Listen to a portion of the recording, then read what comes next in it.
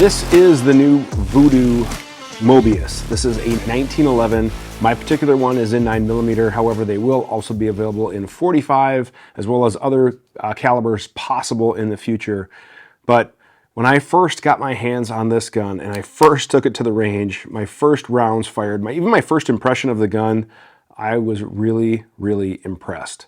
Now, real quick, my relationship with Vudoo, I don't have any sort of business relationship with it. I was talking to them a few months ago, talking just about other things, kind of seeing what's new. They were checking in to see how my rifles were running, things like that, and we came on this topic of the 1911, and they said we're going to be bringing a 1911 to the market. I had to sign a non-disclosure agreement, which means I could not talk about it until literally the day that you are seeing this video. And they started to share with me some of the background, and I still am pretty active in the handgun circuit. I teach a lot of classes. I'm a 1911, 2011 aficionado of sorts. Now, I'm not going to say I'm the world's leading leader, but I do love the platform and have a lot of respect for it. And I've gotten to work with some really respected gunsmiths back in the day and kind of learn more about this platform and kind of, learn a little bit about what goes on under the hood. And one of the things that we were able to do is set up a meeting with the principals behind the project from the engineering and manufacturing side, as well as kind of design business side. And some of the things that I learned about this gun immediately impressed me. Now, first things first, I'm not getting paid by Vudoo. I was provided this as a media sample, and this particular one is a pre-production prototype, and it does have pre-production markings, which is why it's taped up. So I do have to send this back. I don't even get to keep this gun, but I wanted to get some hands-on time with it, and they wanted to, kind of know my thoughts, as well as obviously make a video sharing my thoughts about it. So everything you're going to hear is my true opinion, and it's a phenomenal pistol. I'll just get right out of the way up front. It's a phenomenal pistol. Now, what amazed me even more was that this technically is a production gun. And that kind of blew my mind, because when I picked this up and I felt everything and how tight everything locked together, just, the feeling of a gun, you pick up a gun like this and you're immediately greeted with custom gun quality. But they're calling it a production custom gun.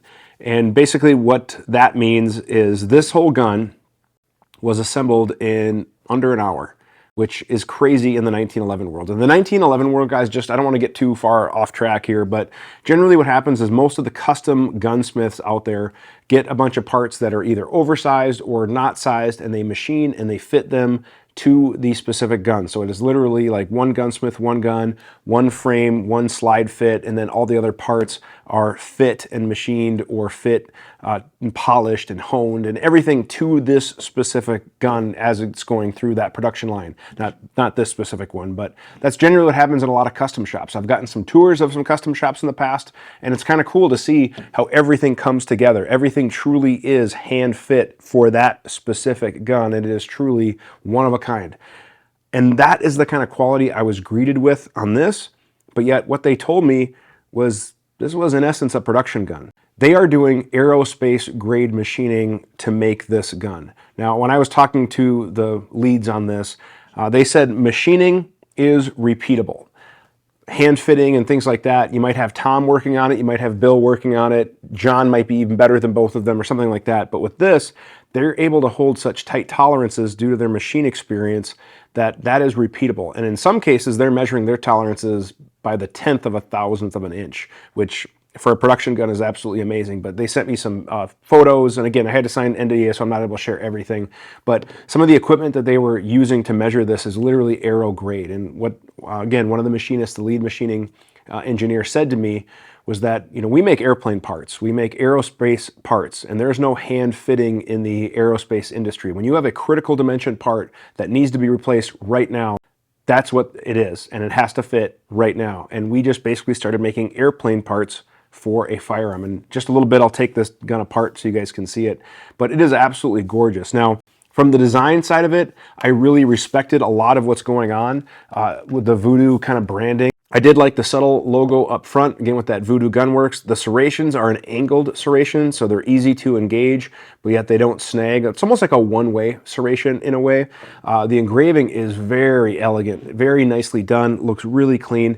And then we have these engravings on the side, and I'm told that that's actually inspired by a boat and I don't remember the exact type of boat, but the machine shop that was helpfully, working with this, they did high-end propellers for some sort of racing boats or something like that, and they were kind of inspired by that styling to make these similar lines on there. But I thought it really looked sharp, and then again, we have these one-way style serrations on the back, and you can kind of see the angles there, how they offer traction when you're pulling back to the rear, but they don't grab as much if you were going forward.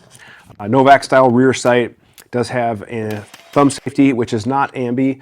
That's one thing I would love to see on a more modern 1911, especially one that we're modernizing, is ambi controls, but that's probably an easy thing that'll come aftermarket. Speaking of controls, the slide stop does have a pretty good shelf. I had no problems with reloading and manipulating the gun as far as, if you're going to be a reaction hand using the slide stop.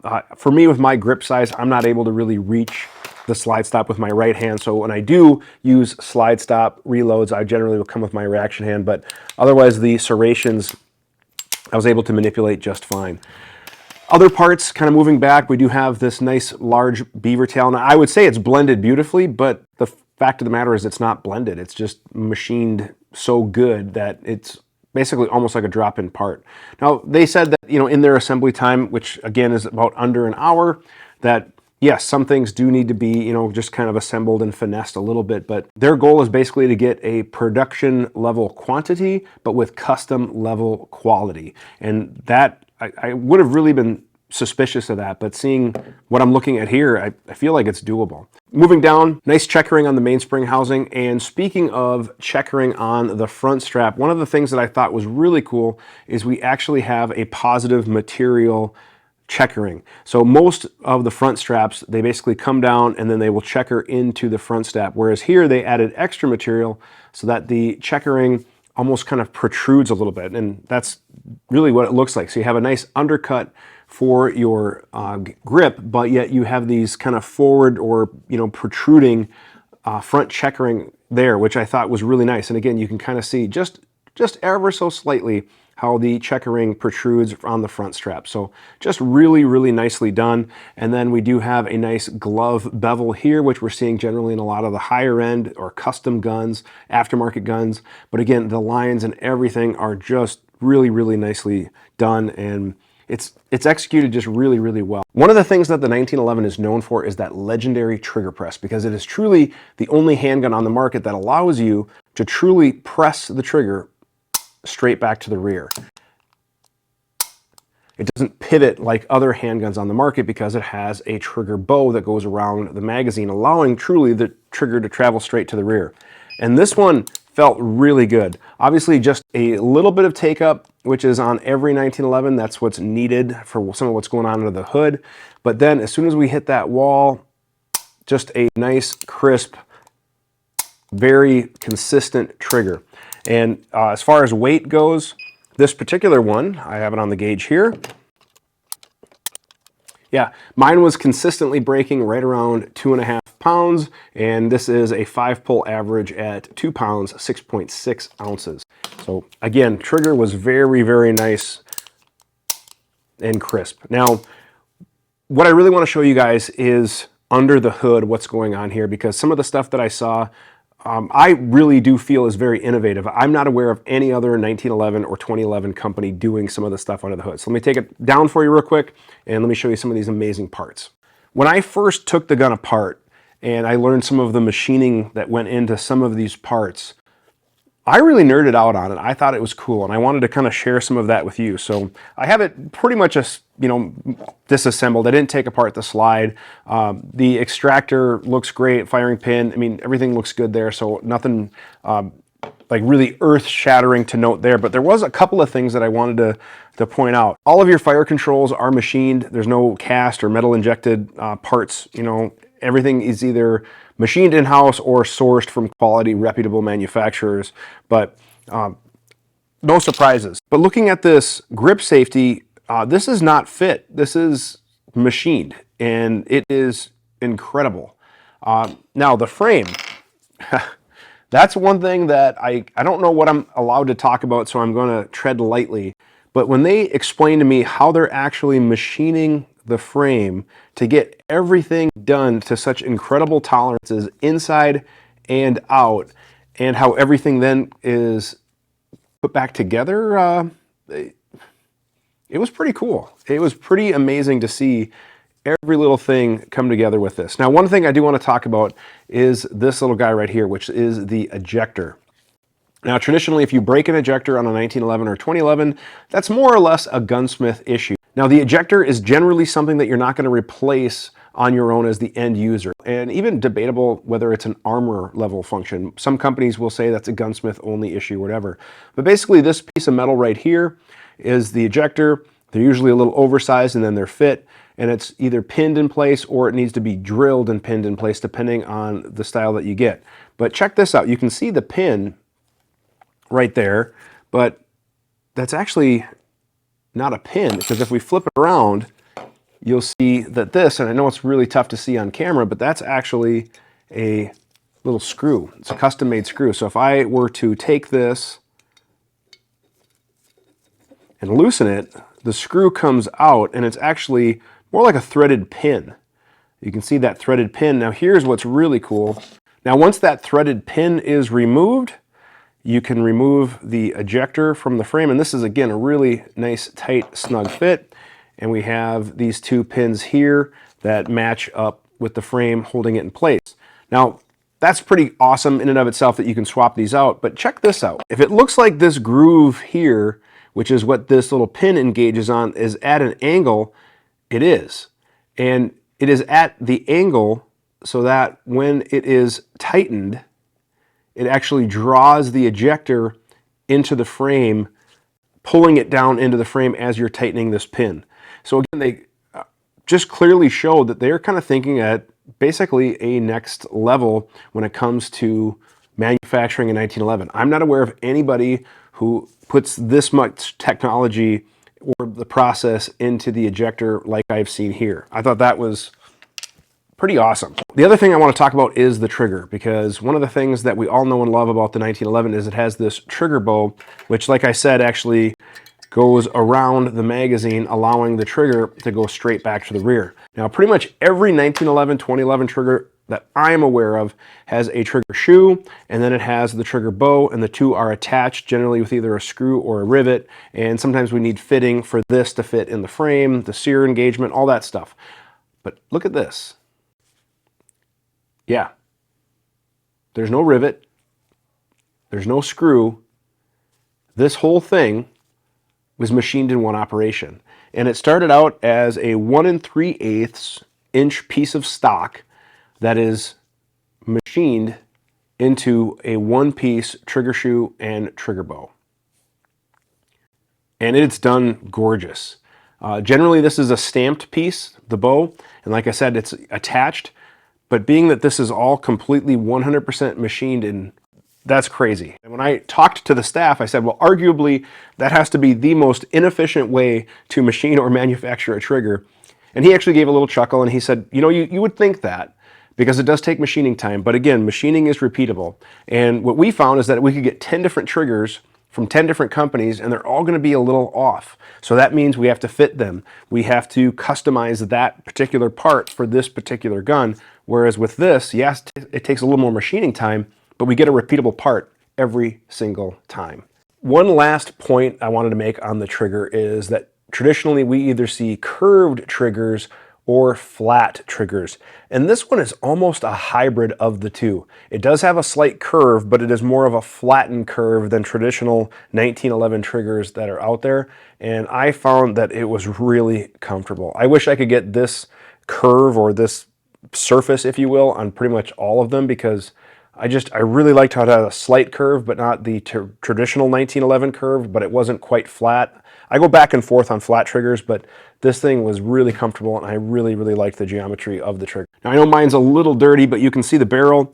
The lugs have good machining. I'm not seeing any burrs or any obvious tool marks or anything like that. And it is a bushing style barrel, and then it engages with the barrel bushing, whereas some are a bull barrel and they actually increase in diameter towards the muzzle. Now, one thing that does get overlooked often in the 1911 platform, or 2011 platform for that matter, is the magazine. And in some ways, this is the most important part of a firearm, because this is what feeds it ammunition. And if you have a bad one of these, pretty much everything else goes out the window.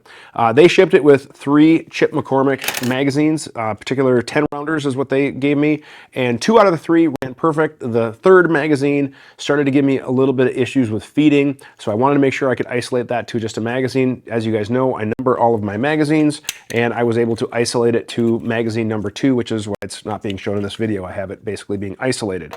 Now, just for fun, I grabbed some of my other magazines. I have a variety of Chip McCormick's and Wilson, and all of my personal 9mm single stack 10 round magazines ran just fine through the gun and ran just great. I have about 600 rounds, give or take, variety of 115, 124, 147, a little bit of hollow point in there. Otherwise, most of it is just FMJ.